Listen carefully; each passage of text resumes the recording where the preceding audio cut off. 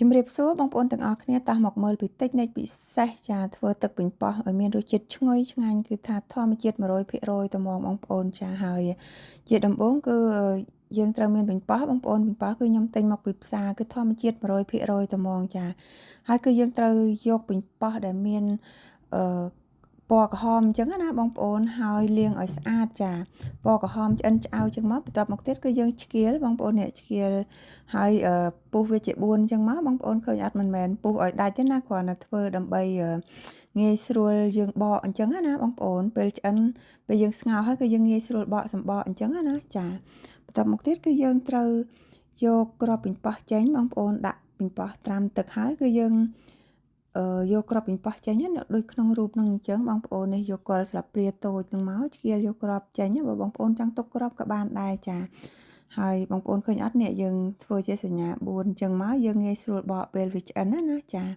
តមកទៀតគឺយើងដាក់ទឹកឲ្យក្តៅហើយយើងដាក់ប៉េងប៉ោះនឹងចូលប្រហែលតែរយៈពេលតែ2នាទីកុំទុកយូរពេកបងប្អូនទុកយូរពេកឲ្យលួយពិបាកបកអញ្ចឹងណាចាដាក់ទឹកក្តៅហើយគឺយើងដាក់ខ្ទឹមសហើយនឹងអំបិលមកចិបហើយនឹងនេះគឺ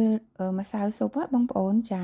ដាក់តែបន្តិចទេគឺដើម្បីឲ្យមានរសជាតិឈ្ងុយឆ្ងាញ់ធ្វើបែបនេះខ្ញុំធានាបងប្អូនណាគឺឆ្ងាញ់មែនតែនបន្ទាប់មកគឺយើងស្ងោរតែ2នាទីទេបងប្អូនគ្របទុកតែ2នាទីទេកុំទុកយូរពេកនាំពិបាកបកអញ្ចឹងណាតមកទៀតគឺយើងស្រង់ចាក់ចូលទុកឲ្យវាត្រជាក់បានយើងបកសបកចាបងប្អូនហើយសបកគឺងាយស្រួលបកមែនតែនបងប្អូនណាព្រោះយើងពុះជា2អញ្ចឹងណាបងប្អូនឃើញអត់នេះយើងទាញតែដៃមួយហៀងមកក៏សបកវាចេញដែរបើបងប្អូន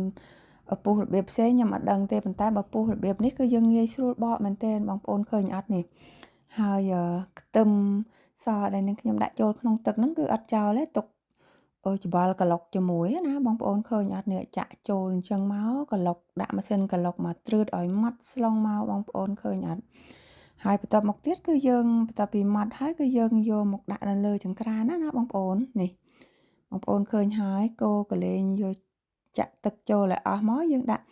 អំបិលមកចិបទៀតមកបងប្អូនអំបិលមកចិបទៀតមកហើយនេះគឺទឹកខ្មេះចាទឹកខ្មេះប៉មទឹកខ្មេះប៉ម2ស្លាបព្រាស្ករស1ស្លាបព្រានឹងខ្ញុំអត់សូវដាក់ឲ្យផ្អែមប្រហែលទេបងប្អូនព្រោះប៉េងប៉ោះហ្នឹងគឺវាមានរសជាតិផ្អែមហើយវាទុំញ័រចាបងប្អូនឃើញអត់បន្ទាប់មកទៀតគឺយើងកូរវាថ្នមណាបងប្អូនបើកភ្លើងតិចមែនតែនខ្ញុំឃើញហ្នឹងឃើញដូចកូរលឿនហ្នឹងតែការពិតគឺខ្ញុំដាក់ speed ឲ្យវាលឿនទេបងប្អូនឃើញកូរមួយអញ្ចឹងមកកូរឲ្យយូររហូតដល់រីងទឹកដាច់ប៉ាត់ត្មងណាចាហើយ